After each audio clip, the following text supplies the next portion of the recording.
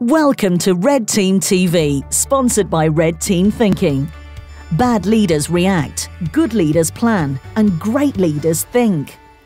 Each week, we bring you new ideas and insights from business leaders, military leaders, and thought leaders. Ideas and insights that will help you think more deeply and lead more effectively, so that you can better navigate your complex world. Here again are your hosts, best-selling business author and top-rated leadership speaker Bryce Hoffman, and former Royal Air Force Wing Commander and business agility coach Marcus Dimbleby. Hello and welcome to the show. I am Bryce Hoffman. I am joined as always by Marcus Dimbleby. Great to be back online again with you, Bryce. What are we going to be talking about this week, my friend? I was thinking that we should talk about toxic leadership, Marcus, because there has been a heck of a lot of it going around these days. It's been in the news, and I just think it's something that is really an important issue always, but an important issue right now at a time when organizations, whether it's the private sector, whether it's government, whether it's the military, are facing unprecedented challenges. Toxic leadership is the last thing we need, and yet we see so many cases of it these days that's got me concerned. What do you think? Yeah, I think you've hit the nail on the head with that one. I think it's hugely prevalent. I think it's become possibly worse over the last few years, and I think the pandemic and the drive to remote working has brought these individuals even more out of the woodwork, and their raison d'etre is now executed through the online platforms more so than, patrolling the office space, and it's having an impact on people, and you can see that and sense it every day. It is, and you hit on something important, which is how the whole change in the workplace that has been affected by the pandemic has both revealed how prevalent toxic leadership is and also kind of increased it in some points. So I wrote a piece recently for Forbes on Elon Musk and some of these other folks who have been really kind of dictatorial in their demands for workers to return to the workplace 40 hours a week in the office, pretend like the last 2.5 years didn't happen. And as I mentioned in that piece, when I read the comments from people like Musk and David Solomon, it sounds like the stereotype of like the robber baron industrialist from the early 20th century, kind of saying, get back to the mines, men, who cares if there's a cave in, get to work. And, that doesn't fly anymore. It doesn't fly in a world where that type of language that we see in memos and tweets and stuff from people like Musk is easily shared with customers, with investors. And it doesn't work in a world in which, employees have realized that they have choices. And many of them have decided, and the result is the great resignation that we've been dealing with, that they're not going to take that anymore. You talked about the great resignation. The more I'm seeing, the more I'm reading, I don't think it's a resignation we're seeing. I think it's a migration. Just exactly as you said, I think people are just going, do you know what? I'm not tolerating this. And I think one of the big revelations of the downtime during the pandemic is people seeing that there are other and better places to work.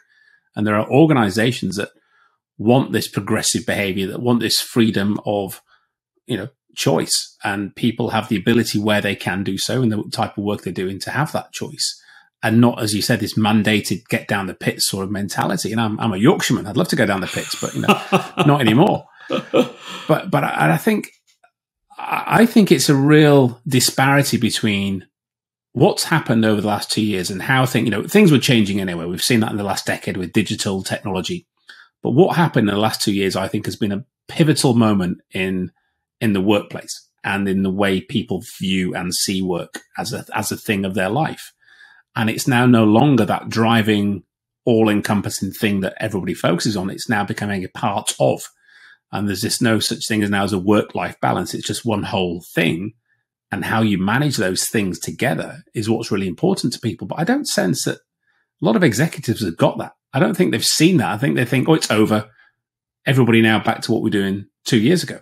And that's just not going to happen. And I don't understand how that isn't clear and apparent to individuals unless you're just walking around with your blinkers on. You know how it's not clear in a parent? Because they're afraid. This is an attitude that is born, I believe, out of fear. Fear of, well, if I'm not looking over my employees' shoulders, they're probably not working. And yet, you know, not every company, but many, many companies during the pandemic found that productivity rates for office workers actually increased, some cases substantially, when people worked at home. And I'm not advocating the solution is to let everybody work from home, because obviously there's value in the collaboration that happens when you get people together in the same room. And there's serendipitous learnings that happen. There's discoveries that happens. There's innovation that happens. But this hybrid model that a lot of more forward-thinking companies and a lot of more forward-thinking leaders, a lot of less insecure leaders than Elon Musk, are embracing is the best of both worlds. It lets people have more control over how they balance their lives between work and home and other things without sacrificing productivity, but it also gives them opportunities to come together and work together. And you see that in Apple, you see that in Google, you see that in a lot of the companies that are held up as models of the way forward for kind of work in the future are seeing that a hybrid model, regardless of the pandemic, is beneficial. And the interesting thing about it is that, and you and I have talked about this before, is companies were trying to do this. Many companies were trying to do this before the pandemic. They couldn't figure out how. I mean, the reason we have all these digital tools, the reason we have Slack, the reason we have all these things has been to enable a new way of working that is less tethered to sitting in a cubicle with a flickering fluorescent light over your head, you know, typing away while you're trying to drown out, you know, Bob in the cubicle next door having a fight with his wife or something like that, you know, and yet people couldn't really figure out how to make that leap. And now they have, and yet you still have some leaders who are threatened by that. Yeah, you nailed it. It's the fear factor. And I like what you said, these companies who are focused on working together. And I think that's the big differentiator. You know, the executives that we get the pleasure to work with, you know, I remember we did that podcast a couple of weeks ago with Mick Paisley, and I loved how he kept saying, my leaders. Yeah. And they were below him. And it was, you know, words mean things. And the way you speak about your environment, he called himself the architect of the environment. You know, he was amazing. Loved that. Incredible. He wasn't the leader. He was an enabler of the leaders who worked for him. And his role was to enable those people. And he really focused on working together. Same with Alan Manali, the working together practice and principles. But the problem is, you know, these toxic leaders we're talking about, they're self-centered. They've got self-centered attitudes. And that goes back to that fear. It's about me, my progression, and therefore to enable others to come into that circle, that inner circle of trust, if you will, that they have. And it's a very small circle. They see it as a threat rather than a capability. You know, as we know, great leaders see as an ability to expand their awesomeness. You know, I've always been great by being surrounded by great people, and together we create greatness. You know, I've never worked in isolation because it doesn't work. You always achieve more. As we say, none of us is as smart as all of us. Right. But these individuals who suppress and repress that, and also it's quite sad really because they're holding themselves back and such capability that they probably got.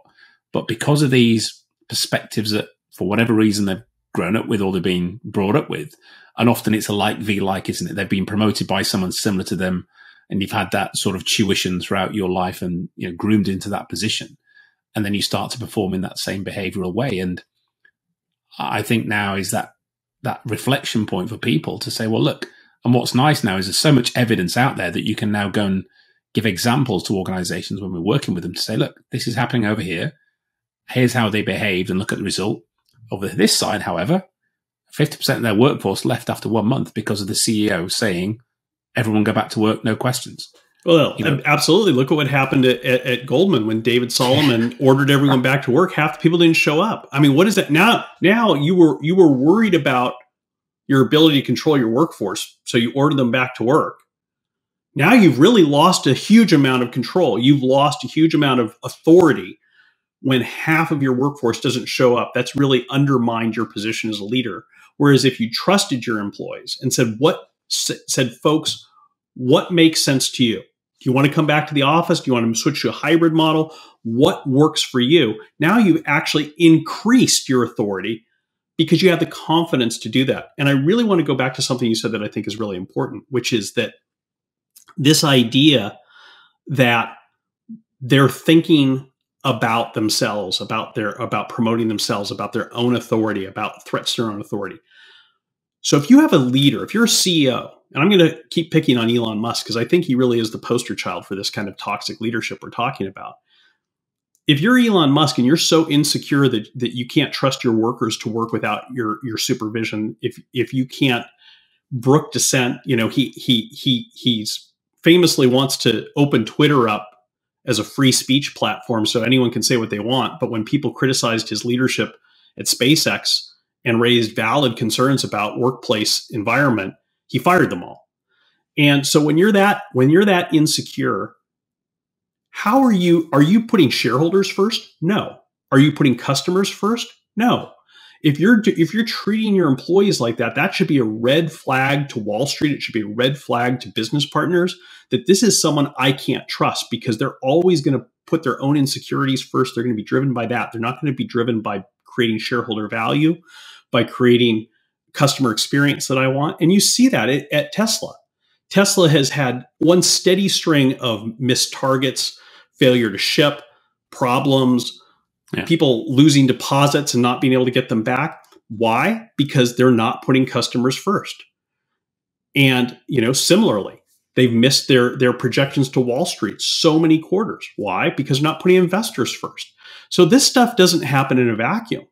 If you're the type of leader that can't brook dissent, that doesn't want to hear what your employees have to say, that wants to dictate to them, then you're also probably the type of leader that doesn't care what Wall Street really thinks about you at the end of the day and really doesn't care at all about what your customers get out of your engagement with you.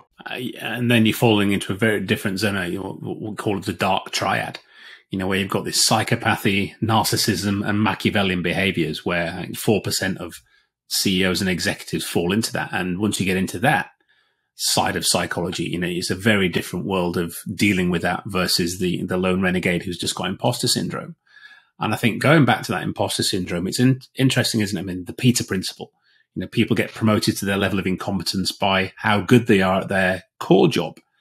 And we were discussing with clients today about the differences between, what is predominantly known as the hard skills, those things that we train for, that we recruit for, that we write our resumes and CVs for. But then really what's getting people on and making them effective in today's complex world are these soft skills. And as we talk about, critical thinking, emotional intelligence, I mean, boy, is that lacking. In the examples you've just talked of, these individuals who are so lacking in emotional intelligence, I don't care how clever they are, rocket scientists one and all. But if you don't have EQ today, in this generation where I don't care about technology and processes, we are all about people. And if you've not got that yet, if that ship hasn't sailed for you, that's the way we need to be going, then you're going to be left on the dock scratching your head in a few years on your own, or along with a few other compadres who are of your ilk, because everyone else isn't going to tolerate this. And it's funny how you talked about Goldman Sachs. I can bet you anything, I talked about the migration. Those individuals who've been getting calls that day going, hey, I'm a recruiter. We work for a bank where the CEO is very progressive and he'd like to invite you to come and work for us, where we have flexible working. We'd like to engage you and get your input. And where they're going to go. They're not going to stick around at one bank where it's mandated how they behave and what they do. People are going to migrate. And it's not because the CEO told you to do something anymore. Those days have sailed. Ships have sailed, and we're seeing, sadly, this is still happening in the military. And, you and I talk about and, brief about mission command, Auftrags tactic, this devolved decision-making responsibility that David Marquet talks so well about with intent-based leadership. It's a phenomenal capability. It's been around for centuries, but, I've been disappointed to hear, and I saw it when I was in the military, these behaviors still exist where you've got these inner circles of senior officers, and we've seen it, sadly, at some very high levels, over the last decade with incidents that have occurred. And, I recently received a message from somebody who was chatting to them. They said, they go to work, they keep their head down, they don't feel valued, they're aware of the toxicity. And if they put their head above the parapet, there's going to be repercussions for them. And it really saddened me to hear that. And they said all they do is go in, protect those below them, try and give those below them the opportunity to safely evolve and grow and challenge. But they just become a shield over the top, and they don't progress themselves because when they've tried, it's a spear that comes down and quickly puts them back where they need to be, or where they should be, according to those above them. So this isn't just something that it's the SPOMs, if you will, at the top of these executive organizations. Wow, that's it's so sad when you get a message like that, when you hear people in that position. Let's take a quick break. When we come back, I want to talk about being that person in the middle of the organization, being a leader who, if that's you, is doing the right thing for your team, for their team, but trying to manage up to their leaders as well. We'll be right back. Are you a red team thinker? Are you the person in the room who is always asking the tough questions? Do you see what others don't? Do you find yourself muttering, "I told you so," too often after plans have gone awry because nobody listened to your good idea? If so, then you might be. Take our free assessment and find out. There's a link to it in the notes below. I can't wait to see how you score. Welcome back. Wow. I was just thinking during the break, Marcus, about this message that you shared from this officer. And it raises a point that we get asked about a lot, both by folks in the military, but also from our clients in government and business as well, which is, what if I am that guy in the middle or that gal in the middle? I've got a team of people. I'm trying to be an effective leader for my team. But at the end of the day, I feel like I spend most of my time protecting my team from those above me. It's not a good place to be. And it's a question that when I was at the U.S. Army's Red Team Leader course at Fort Leavenworth back in 2015, several of my classmates raised this issue with our instructors because they were worried about going back to their units when they graduated from the Red Team Leader course, and worried, they knew who the generals in charge of their units were. and in some cases they were like, man, these tools and techniques are so powerful. I can't wait to put them to use, but I'm also really scared because I know when I go back to fill in the blank that the old man at the top is not going to want to hear anything that contradicts what he believes to be the case, even if it's right, even if it's saving him from himself. And this led to a really robust discussion in our class about how you use red team thinking when you're not the person at the top of the house, when you're not in charge of the unit, when you're not the senior leader. And there's some really interesting things that came out of this, and they apply to business as well as to the military. And one is the U.S. Army identified this concept that they call my 15%.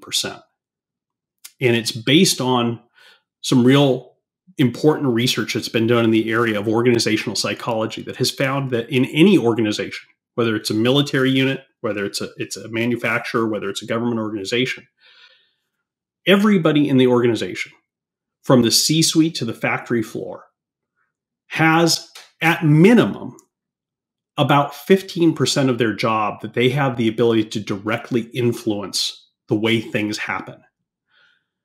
And that may not seem like much, but the power of cumulative action is exponential. So if you think about it, if you've got 10 mid-level leaders in an organization who are working in an organization that doesn't have a great culture above them, that has toxic leadership above them. But if those 10 leaders focus on the 15% of the organization that they have influence over and use that as a catalyst to listen to their teams, to make sure that there's diversity of thought on their teams, to make sure that there is distributed decision-making on their teams, that will start to have a cumulative effect that will begin to change the culture of the organization as a whole. Maybe not overnight, but inevitably.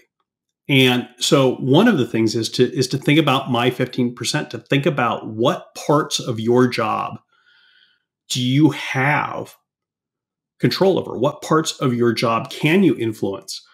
And the answer is never going to be nothing. Even if you're a janitor, there are parts of your job that you can influence. You can make improvements without having to get permission from anybody. You just see a problem. You see, we don't do this particular cleaning procedure the right way. I'm going to do it the right way without asking for permission. And in most cases, someone's going to come along sooner or later and say, hey, well, why does that room look so much cleaner than the other rooms? Oh, because I did it this way. And then it becomes a catalyst for change, an opportunity for change. So focus on your 15% is the first thing. The second thing is also to remember that there are a lot of leaders who do want to know what's going on in their organization, who do want to be challenged in a constructive way, but they don't know how to ask for that. They don't know how to go to their teams and say, tell me what's really going on in my own organization. But if you talk to, and I've worked with a lot of CEOs over the years, I mean, hundreds of CEOs at some of the biggest companies in the world. And if you ask them, what is your greatest anxiety? The number one answer across the board that I have heard back all the way going back to the 1990s when I was covering the semiconductor industry in Silicon Valley and the software industry in Silicon Valley, covering the biotech industry in San Francisco Bay Area, covering the automobile industry in Detroit, and then covering all the companies we've worked with Red Team Thinking. The number one anxiety that CEOs have is that they don't know what they don't know. Well, the only way you're going to learn what you don't know is by listening to your people. So one of the things that we focus on in our work is giving those leaders tools that they can use to surface ideas that they need to hear, that their teams need to hear, that they need to hear from their teams about what's really going on, and to recognize that the answers that they need are more likely right there inside their own organization than residing in a glass tower that says Deloitte or McKinsey or KPMG on the top of it. So that is two things that you can do if you're in that position, is to, one, focus on your 15%, but two, try to reach out to your leader and sit down and say, hey, I have some ideas on how we might be able to surface ideas within our organization, how we might be able to tackle some of the challenges we're facing. What do you think if we tried this? And enlist them in that, rather than just hitting them over the head with, hey, you're a bad leader, you don't know what's going on. Say, hey, let me help you. That's such a great point, Bryce, because so often when you get to the nub of these problems, everybody looks upwards, everybody blames upwards. And, when we were teaching clients, you said, look, this is on you. If you get this superpower that you've started to learn now, this is now on you to do something, even if it's just your 15%, as you said, because it's very easy to look up and to blame. But then obviously when we move around the organizations and then we're working with those executives who the week before were being blamed, and we start to get to understand what they're dealing with, they're almost, if not more, fearful, and you mentioned it earlier, than those below them, because there's so much more riding at their level. And if they don't show a little humility and vulnerability, which goes back to that EQ, I think some of the biggest things executives can show today is share what's going on. Right. Just say, hey, I've no idea what's going on. I need you great people to share with me your knowledge and support me in what we need to do as a team together. Because if you don't do that, the people are just going to assume the worst and think that, you're doing this for a reason. But if you're at that level below, as you said, you've got your 15%, you've got this capability now. Don't look up, look down. Because down are people who are looking up at you. And they might be thinking the same of you. So if you can enable those people below you, you start to create this downward cascade of capability. And then that leader above is going to be looking at you. And most of these individuals are results driven. So if they look down and see your team cooking on gas and like, wow, how come Bob's team's doing really well and Susan's team's clearly picked up lately? What's going on? And that's because Susan and Bob have been focusing on their people, right, and engaging their people and enabling their people. And they're they're 15%. They're focusing on their 15%. And each one of those cascades times 10. And then Bob and Susan become more free because they're not doing all the work. They're delegating where possible.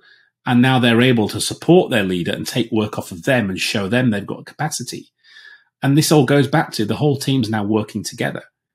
And it's a Machiavellian way. And I love when we've used our tools with clients. Someone said to us, this is a really, really sneaky toolkit, isn't it, Marcus? And I'm like, it is, if you want it to be, because you can use it, but you use it for the right intent. Right.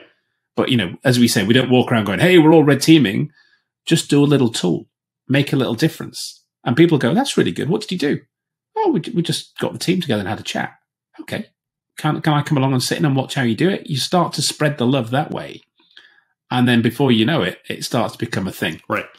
And you change people's mindsets. And that's how you get that cultural shift that we talk about, by just those small tweaks in people's behaviors. Learn one of these little simple tools and use it in your meetings. When you're looking for opinions, don't stick a box on the wall saying put your answers in. You're not going to get anything. You know, engage people in the right way using these capabilities. Instant behavioral change. And when that happens, doesn't have to take long, people's mindset and perspectives start to change. Right. And then they start to get perkier, and they start to get livelier, and they start to get more energized and engaged, and that becomes infectious. And then it doesn't matter how toxic the top is, if that spreads below, they can't stop it growing. And ultimately you start to combat that toxicity by being much more anti that behavior, if you will, and spread that across the organization. And when you see that happening, you can feel it. And we were talking today about some of these characteristics and, you know, what they were doing. And I just said to them, I said, how did that make you feel? And they all sort of paused and, well, no one's ever asked us that. I was like, how did it make you feel? And there's like, disappointed. And as a dad, I know what that means. You know, disappointed dad, there's nothing worse than being disappointed. And someone else said demoralized. You know, these weren't new workers. These were senior people. But, you know, to be disappointed and demoralized in the workplace where you should be happy and having fun. Right. You know, and one lady said, all I want to do is get up in the morning and bring my A game to work. And that's what most employees want to do. And that's the thing that leaders need to see is when your employees aren't bringing their A game to work, I'm not talking about one bad apple in the bunch, but when your employees writ large are not bringing their A game to the work, the first place you should start looking for the reason is on your desk. Is about 2 feet behind your desk. And, you know, because you probably are part of the problem, if not the problem. But, you know, the thing is, and this gets back to what I was saying earlier. Yeah, you've got people who've got the Dark Triad and stuff, and those people certainly exist. But I would submit that most leaders want to be good leaders. Most leaders want to be great leaders. And they just don't know how to get their teams to bring their A game.